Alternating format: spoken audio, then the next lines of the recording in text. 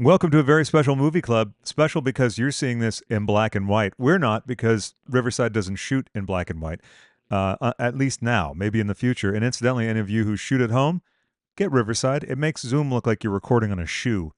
So, with that, I would like to introduce my special guest for this special episode.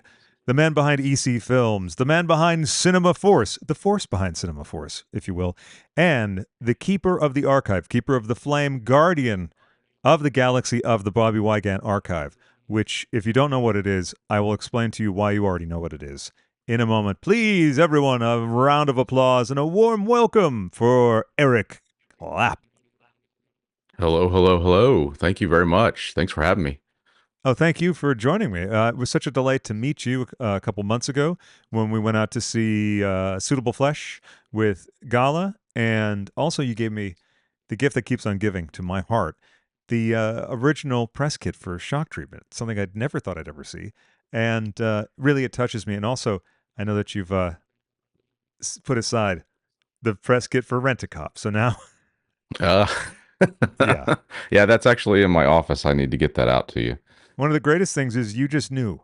You knew because of my obscene, sick, twisted fascination with paternity. I won't say love because it's a dreadful film, but big Burt Reynolds fans for all the wrong reasons. Yeah, well, that's one of the reasons I like you. You and I seem to have some very acute likes together, which are very odd and bizarre that very few people like. Yeah, absolutely, and a deep, abiding passion for them, and which is one of the many fuels, I guess, that run the engine of your archive work with Bobbie Wygant, which started ages ago. And I want to get into how you two started working together. But to explain to anyone who doesn't know what I'm talking about, you have heard Ms. Wygant. I don't know if it's Mrs. or Ms. I'll stick with Ms. if that's all right. Yeah. Ms. Wygant's work on many a movie club. I have excerpted bits from the 9 to 5 interviews to Psycho 3 interviews with Anthony Perkins. And then when we were about to meet, I found out that you, the man responsible for those things getting to the internet. So that's who Bobbie Wygant is, a legend and icon and interviewer for the Texas area for 40 odd years. Would that be correct? Let's go for 70. Let's go for 70. I like that a lot. So, before we get into the film, which of course is John Frankenheimer's second, as picked by my guest, please tell me about the origins of your work with Bobbie. Bobbie hired me as a intern when I was in college. I think it was my freshman year in the summer. And she interviewed me. They were looking for somebody to kind of organize Bobbie because Bobbie's very disorganized. Not that she's, disorganized, but like tapes, three-quarter tapes, beta tapes back in the day, they would just pile up almost to the point where you couldn't see Bobbie anymore. Like she had like a castle of beta cams around her. And so Does it she was play my job. Fortress? I mean, that's kind of cute. If it's like, when you're an adult and you can play Fortress, Oh, try we it could out. have Go we for could have we could have definitely played Jenga in the NBC newsroom for sure. it. And to give folks an idea who don't have any experience with physical media in that way, how much stuff was be coming through? Because was it NBC that Yes. Bobbie worked for? So they're the prime station, the number one station in that Texas area. hmm Houston, is that right? Dallas Fort Worth.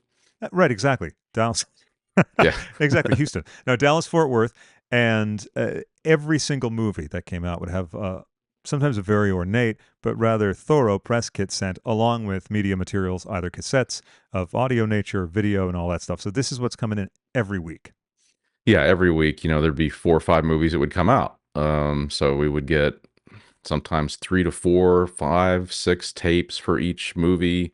Then you get paper stuff, all that stuff, like you just said. And so it was kind of my job to organize that, work with the producer, work with Bobbie to figure out, what we were going to pull clips from for the news story for that week, if she was going to do Hmm. a review or a story, or if they're just going to run a clip or something like that. And we did specials for Academy Awards. So, it eventually became my responsibility to help, figure out which clips that we could use and stuff like that. And so, but, she'd been there since the 40s when the station opened. And Wow. yeah, so she was like one of the first employees hired. And as she likes to say, they poured her in with the foundation. So she was the first woman broadcaster in Texas. Oh, I Um, didn't know that. Wow. yeah, yeah. And so the material, she never throws anything away. She's somewhat of a pack rat. She recognized very early on the value of this material, whereas most people in news, if it didn't happen yesterday, then let's tape over it and recycle it. So in the case of the film days, 16 millimeter, she kept a lot of that stuff. A lot of that stuff's been lost throughout the years, but she kept the majority of it. And then when we moved to tape, she kept all that stuff as well. Um, and so she kept all this stuff either at home or at another remote location. And then when I came in, we moved it to a storage facility and just sort of kept it there, and been organizing it ever since. And then 2011 started digitizing it. Took a break for several years, and then during the pandemic, we had nothing else to do at my production company. I was like, let's all digitize. Let's digitize everything. So it was like, 50 years worth of stuff. And it's a really incredible resource. So let me thank you again for that, because once I discovered it, and then I discovered that there was new entries to the page on a fairly regular basis, and then discovered that the entire set of interviews for the cast and director of not just Paternity, but another little film that some people might like, and some people don't think maybe it's as good as Paternity. But where am I pointing to? Somewhere. Body Double box set Oh there. yeah. Any listeners to the show know my fondness, deep love, and obsessive passion for the film. And I've never seen an interview with, and now I'm forgetting her name, which is classic. I'm like, I love that movie. Know everything about it. Can't remember the actress's name. The brunette in the Oh, film. Deborah Shelton. Thank you very much. Yep. In my head, I thought Deborah Fewer, and I said, no, that's the other movie I'm hopelessly obsessed with. It's Live and Die in L.A. So yeah, all those things. And folks, if you want to see a real wacky interview, go watch the Blues Brothers interview on Mm. there with the most coked out person I think I've ever seen on a tape. And I've seen Richard Pryor on the set of Stir Crazy. Yeah, that interview, she had told me about that before I discovered it in the archive because she really remembered it because that's with John Belushi, and he had done that to her before in another interview before Blues Brothers, where he found out where she was or what area she was from, Dallas, Fort Worth, and he looked into the camera and said, "Oh, Dallas, the city that killed my president," and just completely, took the interview to a grinding halt. And he does that again, you Yeah, know. and she's so polite. Even I'm sure many of the films that she saw, she didn't care for. I mean, I think I saw on the list of films Uncle Joe Shannon, which we'll talk about another time, Burt Young's passion project. I'm sure she told him it's a very interesting film. Uh, but she's unflinchingly polite or unfailingly polite in all these things. And to see the tension there, because Dan Aykroyd, John Landis, they're exasperated. And it's that awful thing of there's a bull in the china shop and he won't shut up. So the fact that he did the Dallas thing twice, I mean, he was a bore. He was an obnoxious bore. I'm a fan of his work, but not all of it. Continental Divide, I tried watching that stuff recently. I was like, what SNL cast member movies have I not seen? And I rewatched Where the Buffalo Roam. It's still as garbage as it ever was. And for those not familiar, it's the first attempt at making a film about Hunter S. Thompson, starring Bill Murray, who got too carried away and then continued acting like him for months after. Anyway, Continental Divide, John Belushi did a couple dramas. Haven't seen Old Boyfriends, but golly, Continental Divide is a piece of shit. And I wonder if that's the junket that he did that on. So Uh, I know that she did the junket for Continental Divide. I don't know that I have the raw footage. I think we have like a package, an edited package of it. Um, so yeah, I don't know if he did that again. I think he kind of learned his lesson. But yeah, you can tell in the Blues Brothers interview that Aykroyd, and Landis and all those guys, you can tell that it's like when you have that friend that's you're out and they're drunk and you just like, please don't say anything. Please don't say anything. yeah, But here you are in a professional press setting and he has to say something and you're like, oh gosh, what's coming out of his mouth? and quite honestly, it does not look like he's having any fun. Like if anyone starts to think, oh, it might be glamorous, might be like the best time ever to do a lot of drugs like that, just go watch Belushi in that, and it'll put paid to that notion. Are there any other extreme instances of wacky interviewees that you've seen that maybe haven't reached the airwaves yet? There's one that comes to mind that I can't. I'll try to remember who it is, but please let me know.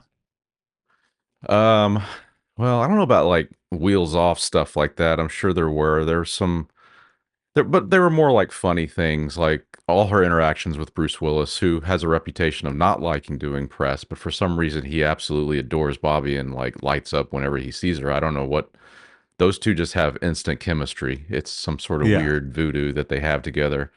He loves her, and they just have a kind of a, as she would say, a hoot when they get together. And even when they did the Armageddon press junket with Michael Bay and Billy Bob, Bruce Willis crashes the interview and comes in and starts telling Michael Bay and Billy Bob about how he and Bobbie used to go naked in the valley together and parties, and and she loves it. She loves Bruce. So Yeah, so he was like the Bob Hope Tonight Show bust in of those interviews.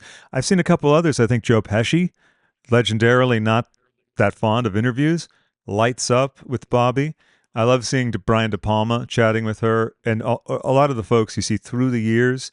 And of course, the pre-roll stuff is the greatest when they're moving the chair around and they're just yeah, talking about general things. And then you really get a sense of the people as well. Because back then, I'm talking about showbiz behind the curtain too much. Sorry. There's a National Weather Service flash flood alert. Let's see if I can turn that off. okay, Okay, thank you. It's like a yeah. Frankenheimer film. Well, yeah, you guys are getting flooded out there right now, right? Yes, yes, we are.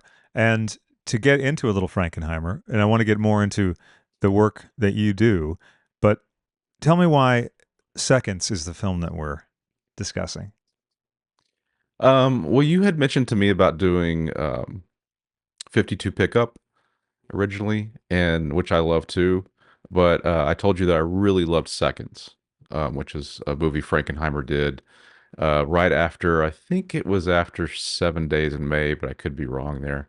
Um, and I just really I saw it in college, and I didn't know what to think of it. I had the laser disc, I think. I think that's how I first viewed it, Uh huh. and I just was blown away by it. I was blown away by the very simple nature of the theme or the story, but also how complex it was at the same time about what it was dealing with. And I didn't know about Rock Hudson's sexuality then. Mm hmm. I didn't really care, one way or Right. the other, because it plays with or without that. But then later on, when I watched it and I knew more about his life, it took on a whole new level It really of does. interest for me. Yeah. Yeah. And so I just think it's a movie that just works on so many different layers. And those are the kind of movies that I really respond to, are movies that you can come back to again and again and again and find something deeper and deeper and deeper. Absolutely. Especially with age comes not just wisdom, but different lenses and Hmm. different pools of knowledge that we have or experiences that color the view that we have on the film and what we can get out of the movie. And so the premise of the film, for those not familiar, although you should have watched it by now, come on, what are you doing? Because we're going to spoil it and all that stuff. But people don't mind that, apparently. The premise is there's a businessman, Archibald, I believe is the original man's name. I think it's Arthur, or is it? Arthur. I think it's Arthur. Maybe Arthur. I'm Yeah, thinking a yeah, Cary Grant's real name. Doesn't help. could It's be. not helpful to us. I pulled up the thingy, I think. Anyway, doesn't matter much. But I will pull this up in the meantime. So let's see. Rock Hudson's filmography. And Rock Hudson, up until this point, was romantic lead, some action films, right? And this was the first big deviation from his general output. Yeah, yeah. He wasn't the first choice for this. He was third stringer choice on this. Who were the first and second choices? Originally, Frankenheimer wanted Kirk Douglas because they had made some films before, and he wanted him for it. And Kirk Douglas was actually interested in making the film from his production company, which they still did. Like Mm. he produced this film, and he wanted to do it, but his schedule was too tight, couldn't do it. And then they offered it to Sir Laurence Olivier, He wanted to do it because it would give him the chance to play a dual role. Mm-hmm. But the studio said, nope, he's not a big enough box office draw. He can't open a picture. And so they were kind of stuck. And I think the studio actually, Paramount actually suggested Rock Hudson. That's really And interesting that they Frankenheimer was would. like, ooh, yeah, I think that might be a good idea. And Frankenheimer, well, actually, I'm sorry. Let's get. And the premise is, folks, because I left that one hanging. The premise is a businessman who's quite well off. He's achieved everything materially that you could expect in that time, especially. Has a wife, a child, I think. Yeah, one daughter, and lovely home, regular schedule. He's the head of the bank. He's the president, if and all that. But he seems a little bored. And then he gets a call from a friend that he thought was long dead. And then he gets a second call, and he's promising him something vague. And then he's passed the note where to where to go, not where to leave, but he does leave after that. He shows up and basically has to make the choice about whether to completely change his identity, remake his face, remake his life, and essentially enter into the witness protection program of sorts, of having a completely different life of his choosing, profession of his choosing, and becoming the man of his dreams. Yeah, that's pretty accurate. It's a movie about if you feel stuck in life, this company, corporation, if you will, offers you a second chance. And it's very seductive, the idea of a second chance. I think it's representational of a lot of things in life where people think, yeah, but what if I did this? Or maybe if I do that, it'll fix it, whatever it is. So the movie is basically presenting, I don't know if it's asking, but it's presenting a meditation on the existential questions. Yeah, and I mean, it's one of those things. I think Frankenheimer said too. The reason why he was so fascinated with the book that it was based on, which was also called Seconds, by Eli. I can't remember his first name, but Eli is his last name. Um, that no matter if you want to change yourself, you can change this, you can change that, you can change this, you can change wives or spouses or husbands or whatever. You can do this, but if you don't change yourself, you're still this. You still have the same problems. You're taking the same problems to the next thing, to the next thing, to the next thing. Nothing ever changes. You are what you are. Yeah, exactly. And thus the dissatisfaction, which we'll see later in the film, but we don't see it until after the confusion of everything starts to drift away. And also, we're then pulled into it because it sort of activates the part of us that would like a second chance, whether it's something as grand as a total life change, or maybe it's something about your job, or maybe it's something about the person you're with, whatever it might be. Maybe I should have gone to college, whatever that is. So, in a way, you're kind of rooting for the guy because not only does he have a second chance at stuff and now lives in a beautiful house in Malibu with a manservant who's also his minder, which we really see later. He's under surveillance. He's not just being helped because this transformation is gifted to him or for a lot of money by a corporation. So we don't even think about that much. Maybe in current days, it rings a little bit more sinister. Particularly the language that they use, the language which is very facile corporate speak. It's not news speak. It's very elaborate, almost, if we could say, flowery in the way of business speak. It's the stuff you hear at conventions. It's the stuff you hear when people are just not talking to each other, but they're talking about industry. So they're doing that, and they're very professional, and they're very bloodless about it. But they care. They care. Don't you want this? Wouldn't this be wonderful? So it's essentially about advertising as well. There's a lot of things in it, as you said. There's a lot of layers, and there's a lot of criticisms, I guess, or commentary. That's it. Commentary on a number of things. So I was going to Yeah, I say, think. oh, go ahead. Go ahead. Because I No, I went was going to along. say. I think your idea there about advertising is very key. I didn't really think about that, but yeah, that is very much what they're offering is an ad, um, for yourself, for your own life. And the way they present a second chance is very disarming, and they try to be very human about it. And they talk to you, they listen to you. They reel you in very slowly. They know that most of these people are all kind of experiencing the same issues in life, and so they know how to like slowly reel you in, and until you decide to sign your life away on the dotted line. And if you're not sure, just like you're not sure about, gee, what brand of cookies should I buy? Or what fried chicken is good? Oh, this homey old style old man who's full of some kind of wisdom. At least it sounds like wisdom because it's coming out of that home corn pone accent and really homey, gentle, caring nature, which also frames some rather horrifying stuff later on.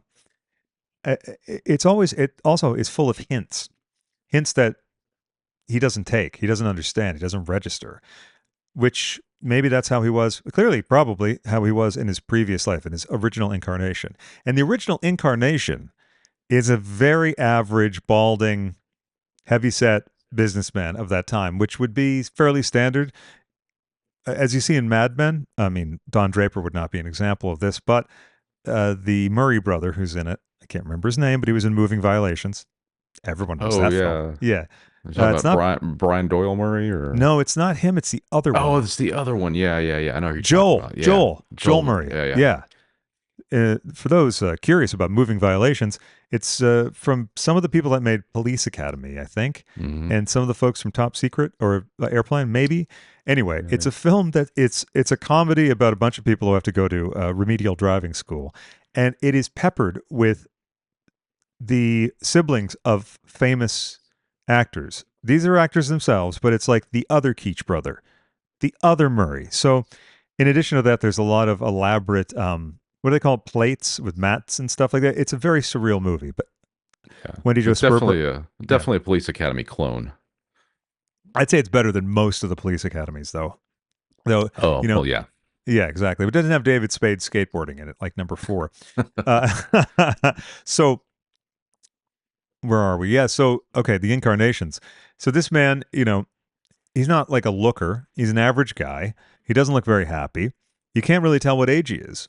He's that older businessman, uh, um, cliche, if you will. From you know that funny thing when people say, "Oh, I used to see old people as old people, and then now I'm an old person." But back then, old people really looked old, even when they were 45, 50. Yeah, yeah. This guy kind of looks like Ward Cleaver, after the Beeve and his brother moved out, and he and June have been an empty nester for about 20 years, and he's hitting the sauce pretty heavy. Yeah, yeah. He doesn't have to maintain composure. Wally ain't around. Wally's, I think, got some problems that they didn't expect. They thought the Beeve was going to be a hellraiser, but the Beeve is kind of just floating on by. Yeah. And this man is disconnected from his daughter as well, and disconnected with his wife to the point of them having separate beds. I was wondering about that because that was a standard thing on television up in the 50s, but not in 1969, which is when this film was made. Yeah. And it doesn't really make any sense because there's no more kids in the house. Like, I mean, it's almost just a stylistic choice, or maybe, I don't know. I guess maybe one of them can't sleep very well. Who knows? But I mean but it's just that bedroom is just so. That's like the most horrific. One of the most horrific scenes in the movie for me is to watch that. Just that scene. It's just so lonely, sad, dark, humiliating. It's just grim. It's brutal. It really is. Essentially, something's eaten at him, which Yeah. is that phone call. I think we'd all be perturbed if a dead friend called back up and there was this mystery and a sort of if you make the decision, you make the decision. It's like the red pill, blue pill thing. And he's toying with that, and he is so cut off from his wife, he doesn't share with her anything. He doesn't even say, "Someone pulled a dirty prank on me today." I don't think anyway. Oh no, and she says, "What was that prank happen again?" So whatever he tells her, obviously he's not going to tell her the whole thing. Yeah, and I But think she kind of like knows something's up because she's kind of staring at him with the side eye in bed, and when they're driving, she she's like, "Are you thinking about that call?" So she knows something's up. And back to the bed. You're right. And I forgot about the driving scene. That's very telling and very beautifully and simply done. It's not a lot of discussion. It's a look, one thing, and we're not even sure at like the call. What's the call? You see, he was on, and then in the bedroom, the way it's framed is beautiful too. I know you have a lot of terrific insights about Frankenheimer's style of framing and lens choice and everything, which we'll again talk about in 52 Pickup because I happen to be watching part of it. And there's a scene in particular that I was looking at and I was like, oh, yeah, what Erik said, this thing with the wide lens. But in terms of this film, uh, Yeah. um, that scene, the way the angle and everything is, I think it's a low angle. And you see him, and there's a lot of distorted angles as well in this. And you would know more than I about what type of lenses were used in it. And before I allow you to answer the question that I just asked you, or the two of them, I want to mention that you can see the pain in both of their faces, but they are also separate from each other and very, very clearly separate from each other. She is trying to comfort him, but then you see in her face, oh, right. Basically, he won't let me in. There's no way through the maze here. I've tried too many times, and this is all I get. Yeah, and there's also a line of dialogue towards the end of the film, which I'm sure we'll get to, but where she says that he had died a long time ago. And so I think that says a lot. And I think that was probably in her mind that, he's already dead, emotionally. And her attempts to revive him always probably in that same way, just, you know, trying to show some affection, and then he pulls back and then just turns the light off and goes to bed.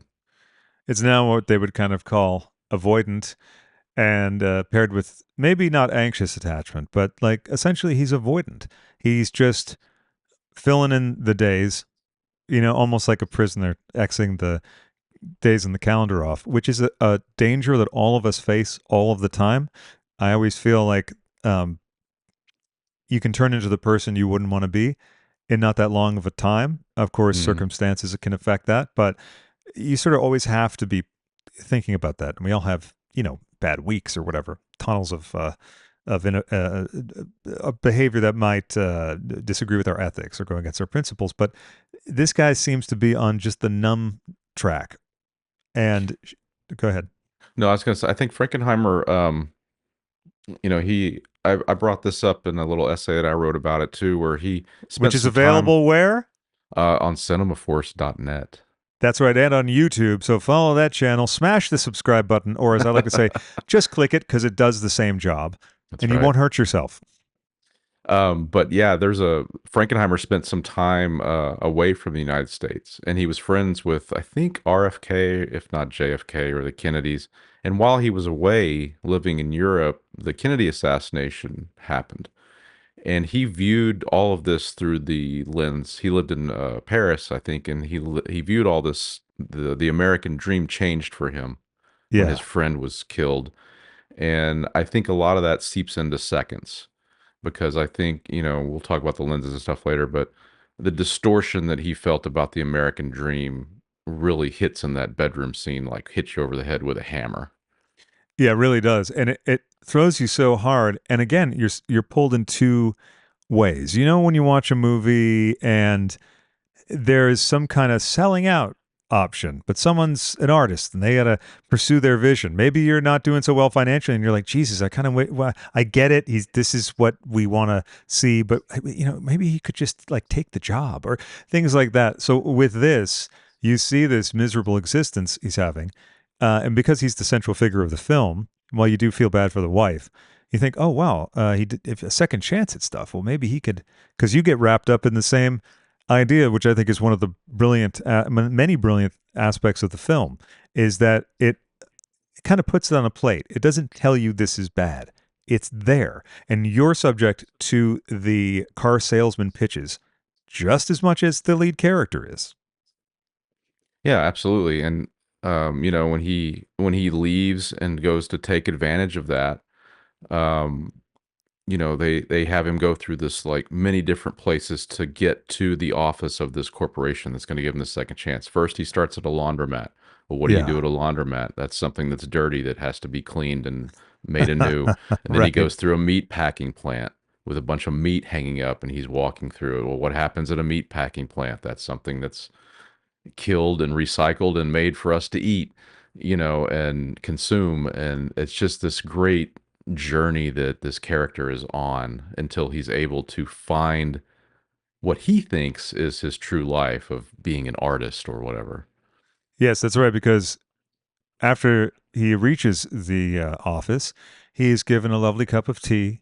After he finds the office, he gets in there and he is maybe going to leave because he doesn't know what's going on. They're keeping him waiting and he has second thoughts. But that's going to get taken care of because they don't want second thoughts in that way. They want other kinds of seconds. And so he wanders into this very strange office, which looks like any kind of bureaucrat, red tape laden office. And we don't know exactly what that is until much later, kind of a limbo, and no one will talk to him. And so that's disorienting. Then he leaves that and goes, sir, hi, brought into the office.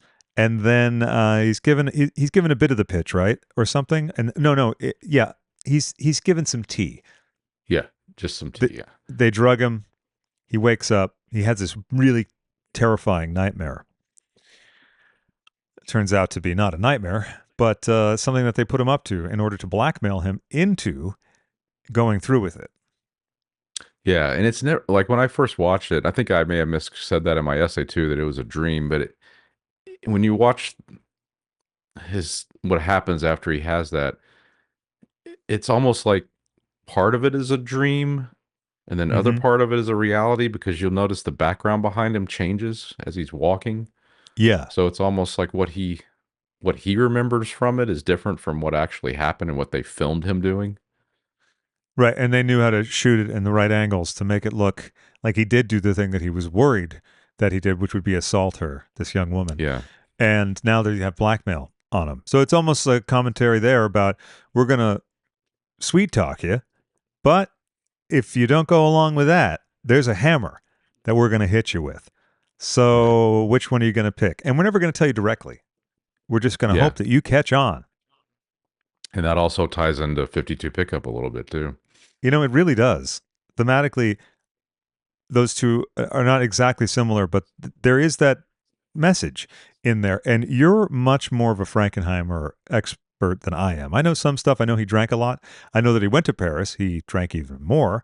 And I also know that he directed French Connection despite the begging and pleading of William Friedkin to not do that. Oh, you're talking about French Connection 2. Oh, did I say French? Yeah, the French Yeah, Connection it's too. French Connection. Yeah. Yeah, yeah. Yeah. But he also Yeah. did legend. Oh, go ahead. Go ahead. No, no, go ahead. Go ahead. I was gonna say he also did a lot of legendary stuff. Grand Prix, also 52 Pickup, which is one of my favorites, and a lot of other groundbreaking films. Manchurian Candidate, and that's part of the Paranoia trilogy, right? Would you tell us a little bit about the Yeah. Paranoia trilogy? Well, the proposed Paranoia trilogy is Manchurian Candidate, 7 Days in May, and then Seconds. I mean, he did a lot more paranoia movies after that, but I guess you can consider that the black and white paranoia trilogy. And those three movies all do have similar kind of themes. They also use televisions and Mm. media as part of a weaponization, which I really think is really really cool. He was probably one of the first people to really key into how television is used as a weapon. I don't want to get crazy right wing media, but I Well, think he was see, but it's very. like left wing media too, Yeah, because yeah, Frankenheimer, clearly a liberal minded kind of fella, and the notions of television maybe poisoning the nation or at least influencing us. I don't think Marshall McLuhan was a conservative. At least I'd like to think not. Canadian. That means that they're just automatically good people. yeah, Um, I don't think people who were preaching that or at least inferring that, like David Cronenberg later on with Videodrome, I don't, there's, he's a very left wing kind of guy. Again, Canadian, so maybe they don't count. But I think that whole trope has been taken over by the people who, in my estimation, use it for pernicious ends more than anyone else. yeah. And Frankenheimer started in television. He was That's a right. he was a television pioneer. I mean, he did some of the greatest live television stuff ever made and will probably never be matched. And he took that knowledge with him into features.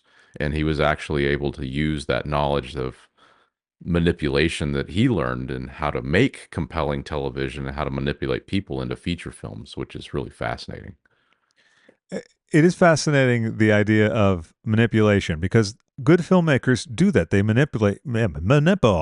They mispronounce things. They manipulate you into feeling a kind of way. So there's a good side to it and a bad side to it.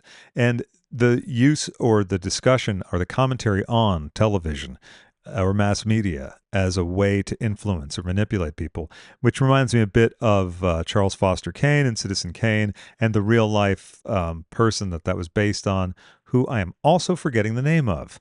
William Hearst. Randolph Hearst. Thank you. Thank you very much. Thank you.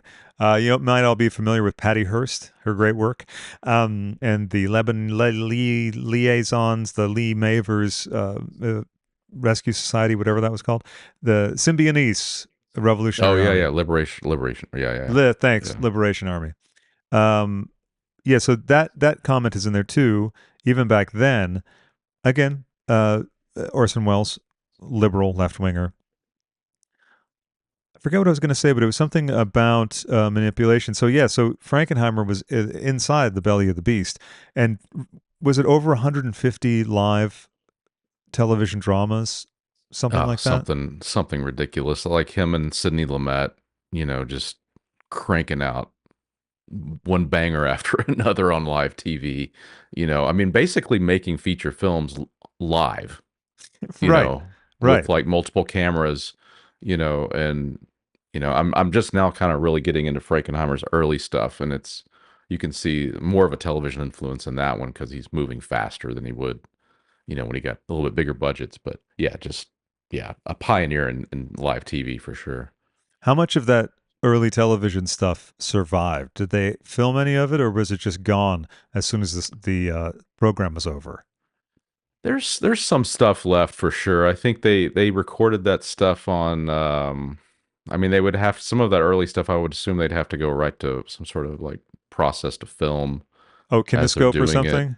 Yeah, something like that. And I know there's some of it. I've seen some of it on YouTube. Um, I don't know how much of it.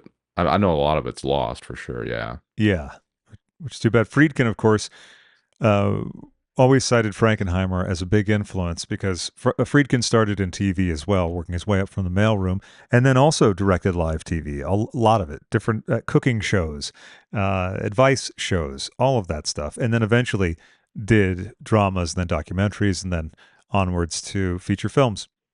And go ahead. Oh no, no, good. Oh, and that's also pretty much the route that Frankenheimer took, I believe. Maybe without the documentaries, I think. Um, what I could look it up, but why do that? What's the earliest film that you know of from Frankenheimer? I think the first one he did was The Young Stranger, Mm-hmm. which I watched recently, and I'm writing an essay on that one now. And it's really good. It's about juvenile delinquents, and it's about police. It's a movie about kind of a white middle class kid who's just kind of a jerk and uh, hits somebody in a movie theater, ironically, and gets into a fight, and the police come, and then he starts to get into a fight in the police, and then Frankenheimer sort of draws the line and starts to sort of split reality and make you feel like, is the juvenile wrong for what he did, or are the cops wrong for what they did? Who's wrong, who's right, and it pits like kind of like that little a small town sort of like who's wrong, who's right. And that's a pretty common theme of his. I mean, he obviously didn't have like the full cinematic Frankenheimer vision or command. It's a very simply framed movie. It's not like Seconds or 52 Pickup or you know anything like that. Or the Manchurian Candidate, which, Oh no, yeah, that's a whole yeah, other level. Like he ascended very quickly. I don't know how he advanced that quickly, but he maybe he got better cinematographers. Yeah, and of course he knew angles, he knew all that stuff. So it's very he must have been. I mean, if he has a unity to the looks to the films, film through film, despite the variances provided by the various cinematographers, clearly this is a whole vision, which likely you would have after doing that much television, and his distinct viewpoints, as we mentioned, and I'm sure we'll continue to, the paranoia, the distrust in corporations or the government, which this is key, and also there's a lot of money in this corporation. Excuse me, there is no payment plan for No, something like this. They no. no, they even find dead bodies that match. They have the best plastic surgery known to man, because they can take this average looking guy and turn him into Rock Hudson. Mm, man, that's quite a transformation. I guess he had to lose about 30, 40 pounds too. Rock did? Mm-mm. Wow. No, I'm just talking about the guy, like for the first version, the John, or was it Arthur, Oh, and yeah. then going to uh Rock. I see. yeah, Yeah. going to Rock, yeah. Yeah. The I new tend to end Mr. up using the Wilson. actors' names too, because it's just like, Yeah, well, I I do can't. too. I have a horrible name for I'm all about like actors, and so I just Yeah. call them by them I'm terrible with like character names. Well, I'm sure when we talk 52 pickup, I'll be talking about just John Glover, Savage, and I mean, and not John Savage, rather, and Scheider and all that stuff.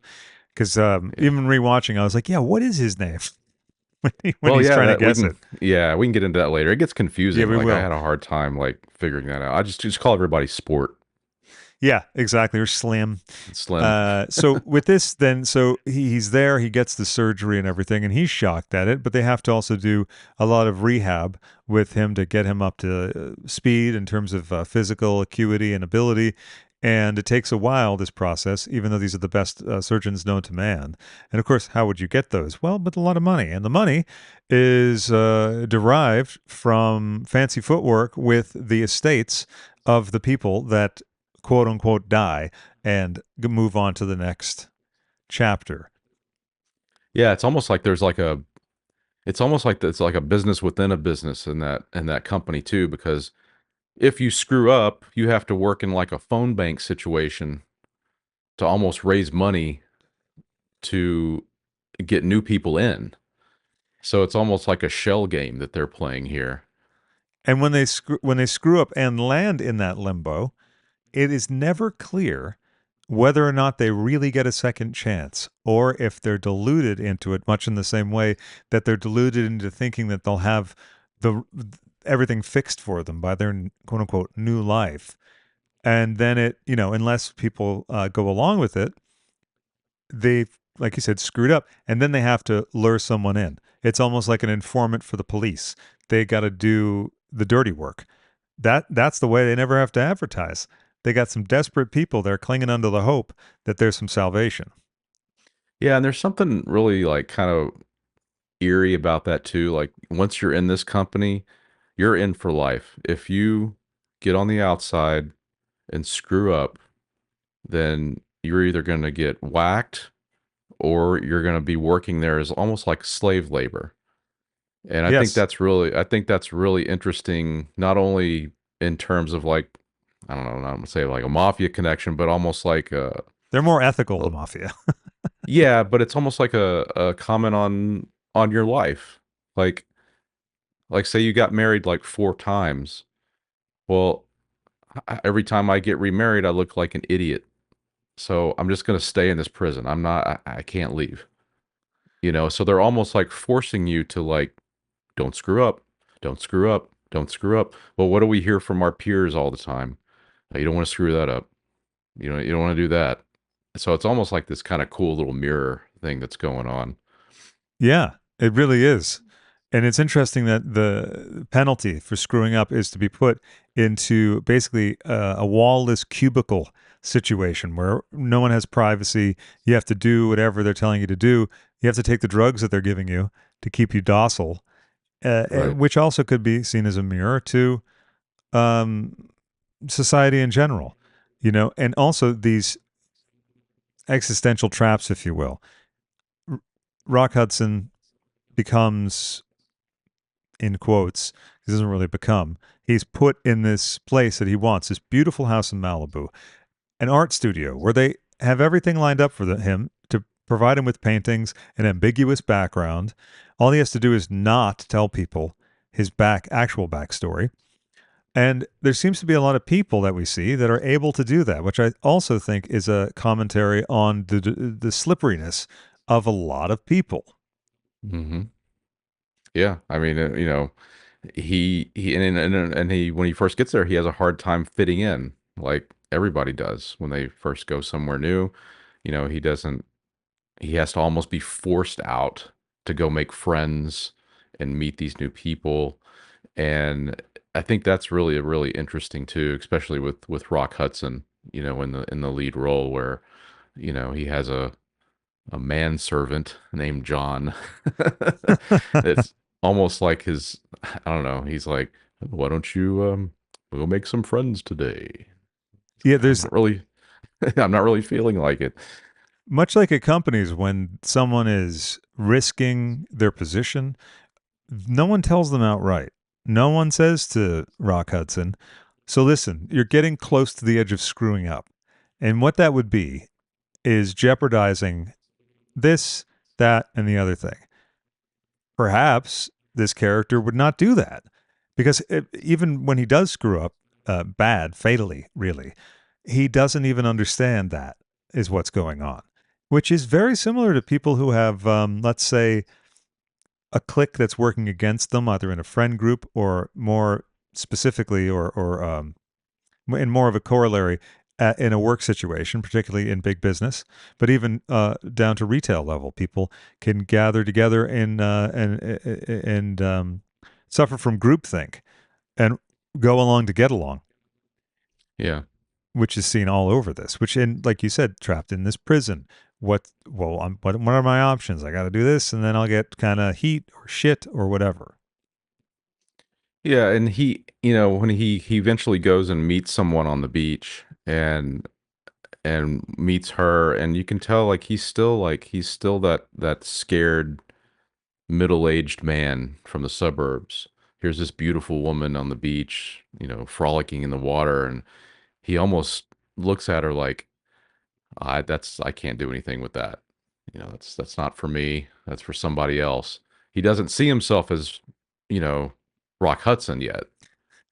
Inside he's still that same pathetic guy, you know. And And that's I love all his solo early walking on the beach alone, woe is me.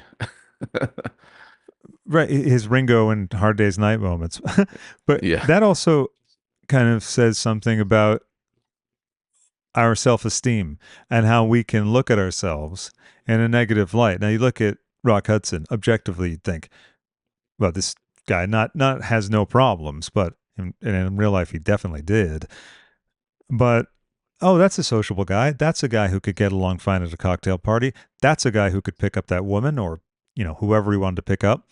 He doesn't think that, and he's very much isolated, like he was in his old life. They don't seem either of the versions to have friends. Yeah. They seem to be very loner type people. Like he seems to have been very happy just sitting there painting in his studio without any friends. Like I don't even think he likes John. No, he doesn't like John, and I don't even think he really liked the guy that called him up. They just happen to know each other, and Yeah. maybe they went to school together. There's a thing that the wife says later when Rock Hudson version uh, violates the principles of the company's orders and goes to visit his former wife, which is a crazy idea too, but also asks the question: imagine if you could get a totally objective take on you from your loved ones, and would you want it? I don't know if you do. It would be interesting, but golly, what if you heard something like what she said? And what's he going to? And she doesn't even believe that he has a friend that he confided in about his watercolors because he doesn't talk to anyone about anything. How many times have we in our life like wanted to like go to someone that we screwed up with and say, "Hey, you know what? I screwed up."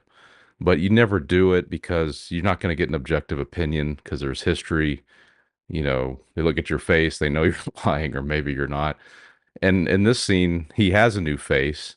She has no idea that's her husband. None. Zero. So she's able with a blank face to just totally tell him everything about himself. Mm-hmm. And he just sits there and has to take it. And I think in that, I mean, the whole reason he's there is because he realized he screwed up and maybe he liked what he had, but he could never say it. And now he's trapped in another man's body and he still can't say it. He can't say it, and also he can't get either of them back. Really, he doesn't realize maybe that he can't get the second one back, which again pulls at the heartstrings, or at least the mind of this is a perfect life. If you're gonna have to be stuck somewhere, this is what I always think with this sort of thing. You're gonna be stuck somewhere in this instance in this film. So they've told you don't go anywhere. And he may have irreparably damaged everything anyway. And what we're talking about is there is a cocktail party that they've been urging him to have for a while to meet the neighbors. He gets way too drunk. It is such an excruciating suspense in that scene because you don't know what the after effect or the boom is going to come later, right? Or Yeah. but you know something bad is going to happen. And then he starts talking about his college. And you think, oh no, please shut up. Please, please, please shut up. Because nothing good can come of that at Yeah. all. Maintain mystery. These are the people that are in your neighborhood, which again, commentary on these facile relationships that people have with large groups of people. Are there that many close friends? Who is everyone? And as we discovered, the woman who he's fallen in love with was on surveillance as well. Yeah. And we don't really know that. And we don't really know that until he screws up. Yeah, And yeah. yeah, Go ahead. when he does screw up, he kind of expects her to like fly in and save him. And she doesn't. She turns on him like the rest of them do. And then you kind of slowly start to realize that everyone in this room is exactly like he is living a second life and he's putting them all at risk and they are not going to let him put their second lives at risk and they're going to take him out. you know. Yeah. And I mean, they drag him out of the party into his bedroom. It also gives this creepy invasion of the body snatchers vibe, like when Donald Sutherland. I always remember the image of him pointing and shrieking at the end. Oh God, yeah. That It's was horrifying. I mean, I haven't seen that yeah. movie in maybe 30 years. I never forget that scene. Yeah. It's horrifying. There's So there's a that. that Go ahead. remake that Abel Ferrara did in the 90s just called Body Snatchers. How There's is a that? I like it. I mean, it kind of grew on me when I first saw it. I didn't like it, but there's a scene that they do that kind of pays tribute to that, where it's Meg Tilly. Hmm. Um, she's like possessed, and she's kind of this hot, mom, and she's possessed, and she walks out the front door, and her daughter's leaving, and she just does that and it's just and she does it great too. Like it's really good. Yeah, that is a gut punch like no other. I'll have to see that because even though that's one of the movies that I go, I don't know why you're remaking that. The Philip Kaufman one is kind of perfect. Okay, it's Abel Ferrara. All right, cool. Yeah, It's not like the that's all you need. it's not the rollerball remake. Yeah, Right. If you got Abel Ferrara, that's all you need. that's all you need. It's fine. Yeah. It's Yeah. fine, and hopefully something nutty will happen in it that is unexpected. Um, yeah. So suburban society. It's not suburban anymore. It's Malibu. So it's rarefied air. He's an artist. The other thing is the gag of it all is he doesn't even have to give any background. A lot of times we over explain, oh, well, I was from here and then I did this. People don't necessarily want to know all that stuff. You're just a person who lives next door, or you're at these art gallery things, or you're at, I don't know, something, a trade thing, we'll be at some media related thing. Yeah, Surfacey relationships. Hmm. and I feel like that's the and I mentioned this too in my essay. I feel like that's if there's one thing to gripe about this film, it's the second act just sort of like folds right into the third very quickly. Like it seems like there's something missing there, like between the grape crushing scene, and then all of a sudden we're making out on the beach. Now he's full on this other dude at a party. Seems like there's something missing there.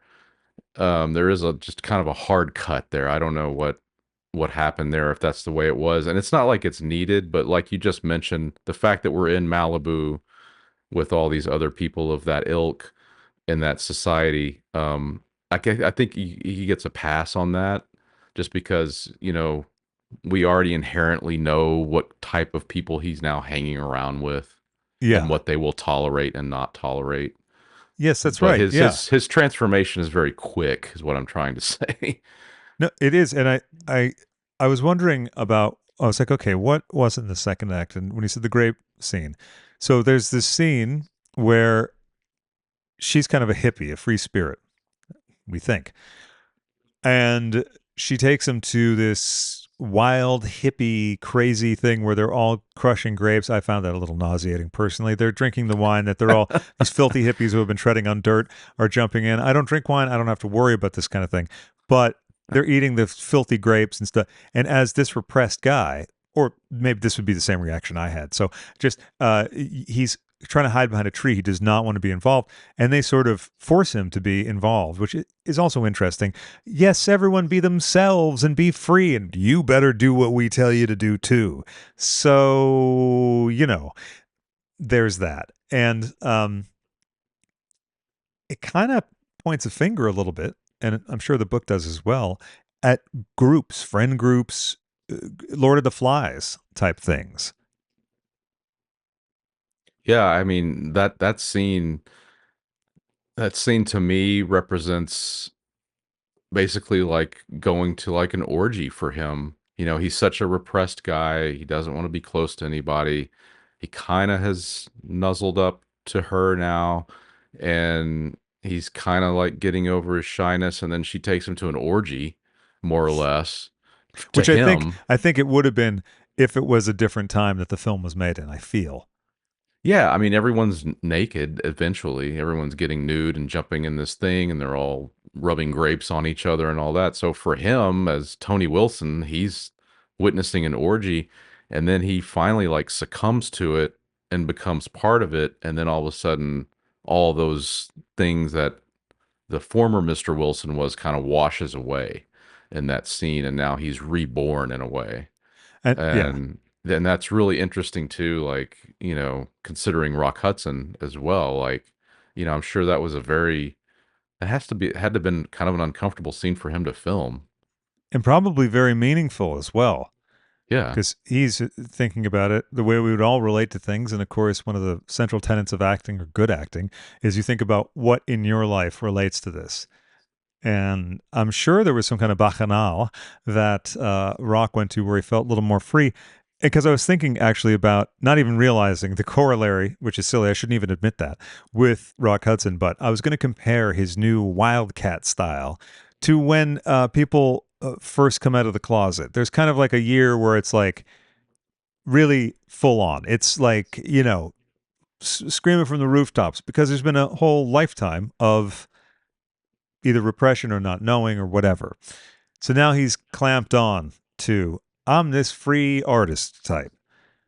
Yeah. But I mean, his I think he's literally yelling that, isn't he? Like, I'm free or something like that. I forgot exactly what he was yelling, but yeah, he's literally telling everyone, I've changed.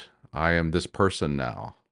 yeah. And I think this might be the cut from that. There's no like let's bathe in the maybe 10 minutes I could have been in there of him being that way. We just see him, they're kind of cuddling and being cute and stuff. And then it's the cocktail party. It's not a lot of, hey, great, woohoo, just kind of like surprising her with, I don't know, flowers or like, taking her to a nude beach, whatever it might be, Yeah. picking up saxophone or burning They patchouli or never they never really leave the beach ever no, they for don't, anything. which adds to the claustrophobia that's present in pretty much every area of the film, and he's always being watched. But again, no one tells him outright, and one wonders if it was explained outright, which doesn't happen in society. Just like at the bank, there are these rules that we inherently know about conduct, how you do things, etc., etc., as he tells his secretary when he's absentmindedly dishing off a memo to someone who will not be getting a loan from the bank. Right. And that whole analytical part of his past life as a banker of dealing with numbers and stats and stuff like that really works when you get to the orgy scene because this is like unorganized chaos. So in his mind, this must have been just like this is like you were saying how it made you sick. That's probably how he was feeling. Like there are people with bare feet. Why are they stomping grapes? This is not right. This is not right in the world. This does not fit into my charts or my linear way of thinking. And that's just such a great scene. And I know it was really hard to film because apparently like most of the people did not want to get nude, and that's was kind of rare for a Paramount picture at that time too. Yeah. I wonder if the black and white photography had something to do with it being accepted, although I don't know. Was Paramount particularly enthusiastic about the film? I think this I think this was a that term blank check movie. I think that's what this was for Frankenheimer. He had delivered a trifecta, and I think they were just like, yeah, do whatever you want to do, dude. Whatever. Yeah. And he sure did. Just heard a story about the Moody Blues. They were doing stuff in there. It's right when FM radio started, so album oriented radio was huge. And it wasn't about singles so much. And the chairman of Decca came down, and everyone was freaking out because he never visited bands. And he just came in and he said, "Hey guys, don't know what it is you're doing, but keep doing it because the kids love it, selling great. Just keep doing that thing." And at a certain point, a lot of people get blank check movies, and sometimes it doesn't go so well. Even though this is an enduring classic that gets better with age, really, and has probably found more of a receptive audience over the years. It was not well received at Cannes. Mm-mm. In fact, it was booed. Um, I think I was reading in my Frankenheimer book that when it did go to Cannes, it was getting bad reviews and there was bad word on the street. And Frankenheimer didn't even show up. He didn't want to show up for the press because it was getting such bad reviews. And so Rock Hudson went by himself Wow. and did the press conference. And I think he was he was like very, very proud of the film, but nobody else was. And there was one reviewer who did write that in 10 years or 20 years or whatever it was, that this film will be seen as one of Frankenheimer's best. And that was like the one good review they got. Wow. And I'm just going to look up and see what his next film was because I oftentimes I when think there it is was this Grand kind of, Prix. oh, okay. Okay, good. So, Yeah. yeah, that's always good to remember too that back then and sometimes now, if a guy has that kind of stature, if a guy delivers these kind of massive and also out of the box movies, I mean, Manchurian Candidate was a massive hit, and it's such a subversive film. Oh yeah, so subversive. I mean, even if you watch it today, it's subversive. I mean, the It's remake weirdly more was relevant less. today. Sorry, go Yeah, ahead. the remake of it was less subversive than the original. And this is like I don't know if it's exactly the beginning of an era of this stuff, but this then followed by Watergate in real life, the paranoia period. You got like Alan J. Pakula's films with even Clute is really a paranoid movie, Yeah. really. And then Parallax View. And I think he made one other film that was similar in nature, but Parallax View is really, really full tilt boogie government Yeah. paranoia. Yeah, and then Frankenheimer, in the 70s had Black Sunday, which was about terrorists taking over a Goodyear blimp and crashing it into the Super Bowl. Oh yeah, that's So right. he went full on paranoia terrorist version 9/11 before that happened. Yeah. I have to see that one. I haven't It's seen good. You haven't seen yeah. that one? No, I realized once we started talking about Frankenheimer, I was so happy when you brought up that he's one of your favorite directors because I've sort of not or rather his films are underseen to me. That sentence Yeah. doesn't quite work, but I'm not as schooled in the art of Frankenheimer as I should be based on my love for 52 Pickup. Yeah. Go ahead. Sorry. Well, no. That was kind of it. But I then was thinking, for instance, Friedkin, who I don't know what I saw first. When I was a kid, I saw Exorcist, but on a terrible VHS tape. So that doesn't count. But as a kid, I also saw To Live and Die in LA. And I've loved that movie since I saw it on initial release on video. Definitely get more from it now than I did as a kid, but it was still a fucking captivating film. So then, much I don't know when, but then I went to check out his other stuff, and so with Frankenheimer now, I think I'm on the precipice of a great rabbit hole, particularly because he's a man who had severe ups and downs in his life, and I think that that's very fascinating in both professional and personal, as Friedkin did professionally at least. Yeah, I mean, the reason why I've always liked Frankenheimer is his variations. His filmography is so varied, so different. He can switch genres very easily. He didn't have too good a luck with horror, but drama, paranoia, action, just he can really just crank them out, and he's a craftsman. I don't know if you've ever seen the documentary, and I'm going to get the name wrong, but I think it's called Island of Lost Souls. It's the making of the Island of Dr. Moreau. I think that is the right Okay. name. Yeah, I love that That, documentary. not the most well-made documentary, technically speaking. Yeah, It's pretty crappy, but absolutely fascinating documentary. I mean, the story behind the making of that film, of Frankenheimer coming in and replacing a director, just incredible. The stories that Fairuza Balk tells about Frankenheimer coming in and basically turning a New Line Cinema, big budget art film, and basically comes in there like a military commander. He's like, all right, we're going to put cameras over here. We're going to do this. We're going to do that. You shut up. You do this. You do that. But that's what, and Oops. he Oh, kind of comes off as a jerk in that sorry, documentary, one but sec. I just dropped. okay. I just did what I was saying I was going to do. It's a classic move on the show that I lose my Get tangled headset. up. So sorry to have interrupted you. And my question for you when I get back, well, I'll save it because I don't know what you were saying. I don't. Please continue with what you were saying, or restate for the record, sir. Please. Oh no, I was just talking about the Island of Dr. Moreau, just the making of that film and how he came in and was trying to turn a mess into something coherent. And this goes back to his stuff from television. Yeah. He knew how to take a chaotic shit show and organize it into something that people could watch and enjoy. And even though he didn't even like the subject matter, he knew how to take something, even at his advanced age, and could steer the ship in the right direction. And I'm not a huge Island Dr. Moreau fan, but I did like it when it came out. But now that I know all the backstory to it, we could do like 6 podcasts on that movie. I, Oh my I think we God. should because I've never seen the actual film, but I loved Yeah. reading about it. And the documentary is incredible. And now, with my sort of new fascination with Frankenheimer in general, when I watched the film, the documentary, I really only got a sense of who Frankenheimer was through the eyes of Fairuza Balk, who, if I'm not mistaken, did not have the greatest time with him. No, she did not care for him. He was a little bit too I guess too much of a drill instructor type for her. I mean, but I understood her point of view because Richard Stanley is the complete opposite of Frankenheimer. He's more of a let's go with a vibe and a mood, where Frankenheimer is like, we got to get from here to here to here to here to here to here to here.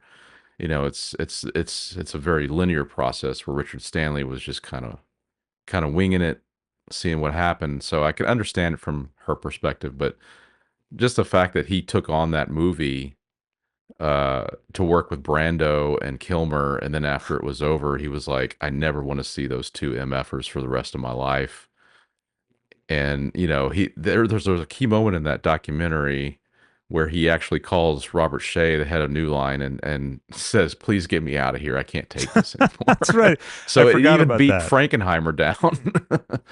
Yeah, that's right. And Val Kilmer, one of the most difficult to deal with people in film, apparently, and Brando, legendarily so. Although the stories of Brando's misbehavior somehow are always funnier, Val Kilmer just always comes across as a complete and total asshole. Brando, yes, asshole, but they're so funny. The moves Yeah, he would pull. Brando at this point had turned into like Mr. Magoo. Yeah, he had.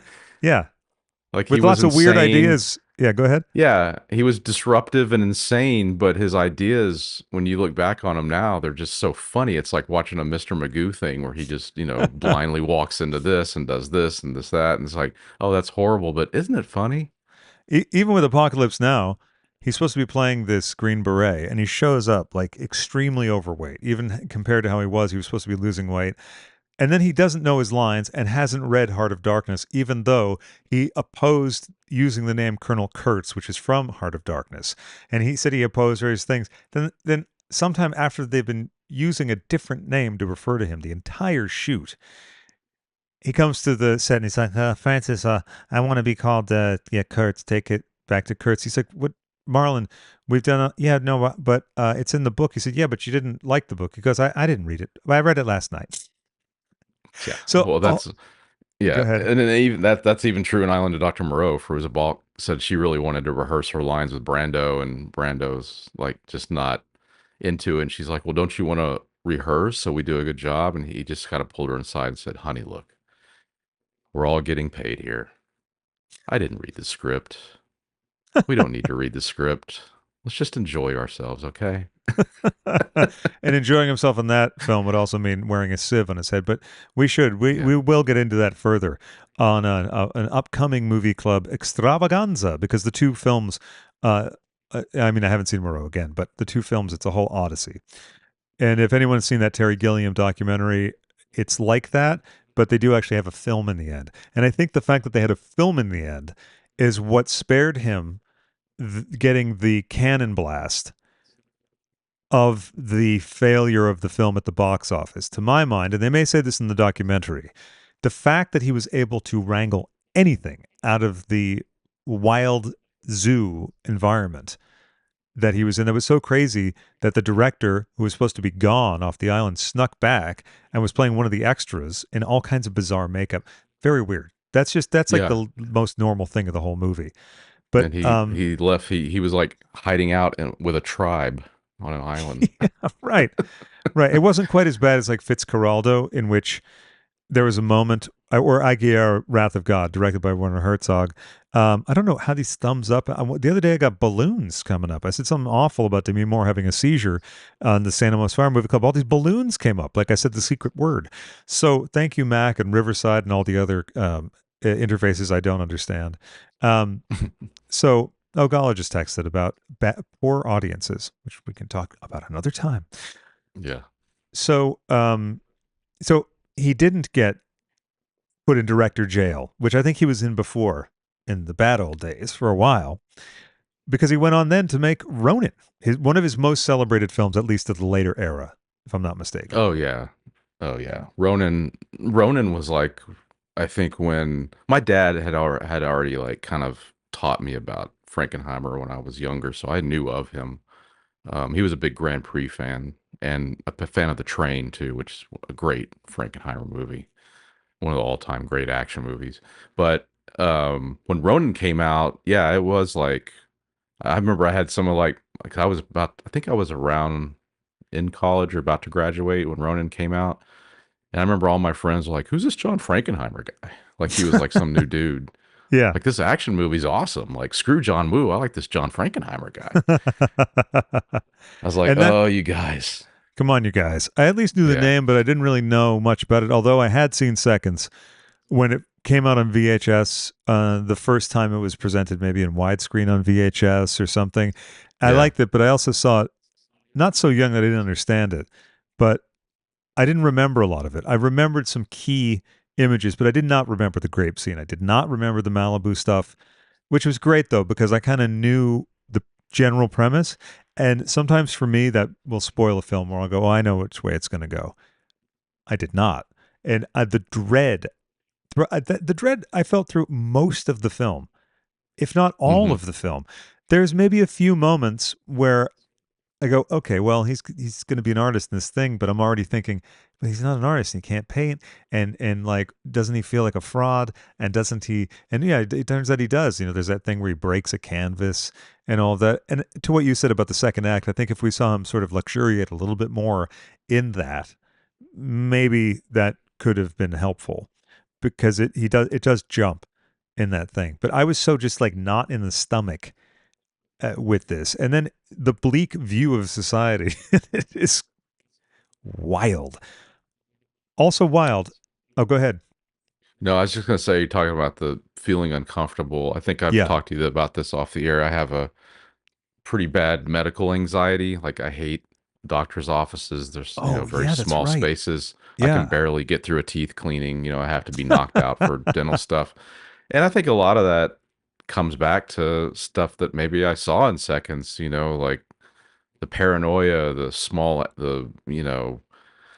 you're in the doctor's office and there's people above you and you have no control. I think that's what takes over my anxiety. And that's what this film feels like a lot of the time, is that he's not in control. We're not in the control as an audience, even. Like, we don't know who's in control. Like, we don't know where we're going. The scene at the end where he's on the gurney, strapped down, gagged, you know, we kind of know what's going on, but we still don't know what his fate's going to be. It's not until the priest is there and starts reciting the last rites. We're pretty sure we know what's going to happen. But again, we don't want that to be the case because now we're kind of on his side, even though I think, I was thinking, and maybe you did too. I'd love to know what your thoughts are. Excuse me. When first of all, the guy says, don't leave, don't go anywhere. And he goes to see the wife. I always love that move too, where the narration, the audio from that scene is overlaid with him doing exactly the opposite of what he was told to do. And in this instance, he was told exactly what to do, and he didn't do it. So that is an interesting contrast to the suggestions and all of that stuff. Which is the right way? Which is the one that actually works? Who can say? Maybe it's back down to the thing where people say the only way people can learn is through making the mistake themselves. Yeah, and it's almost like he, at that point, he defied authority. And I think that's why you start to like him, because, oh, he is figuring out who he is. He is making his own choices now. He is going to do this, even though he shouldn't. He's going to try to make some amends. He's going to break some of the rules. And then you kind of like him. It's interesting that he says to them, I think maybe John, he wants to do it again. He wants to restart. And no one says to him, you can't do that. We'll fix this. Yeah. We'll do whatever. Well, you can't do that. Because I think he could have had a reprieve. He could have gotten a get out of jail free card, but don't fuck up again. Because, Malibu, as it is anyway, it's a very touchy area. Mel Gibson, Moon Shadows. So, Yeah. although I think he got an easier ride back than Tony Wilson would. But meanwhile, Tony Wilson went on to form Factory Records and the So It Goes television show. So really, I don't know if he really died. Maybe that's who he should have chose to be. The scene that we were just talking about, the hallway, and they're going down it, and everything's so claustrophobic. And I completely understand your aversion to the medical stuff. I'm pretty sure I averted my eyes during sections of the medical scenes, which, if I'm not mistaken, were had integrated into it actual surgery footage. Yeah, that's correct. Yeah, they shot a real surgery. You can kind of tell some of the ones that are real, they have more of a documentary sort of aesthetic. They're pretty close. They did a pretty good job of matching it. But yeah, it was a real surgery, which supposedly were very uncommon at that time I to think do really that. uncommon. Yeah. Yeah. I think remained uncommon, honestly, because now they can video stuff now. And I guess they could at a certain point in the 70s, and it became a lot easier with camcorders and all of that. But actually filming something makes me think of All That Jazz, Oh which, yeah. yeah, the open heart surgery sequence. I've forced myself to watch that, and that's very difficult for me. I can't even watch the nip tuck things, and I know that those are fake. I know that scene is real, but I feel it's essential to maintain that horrific feeling in that movie. But oh, go ahead.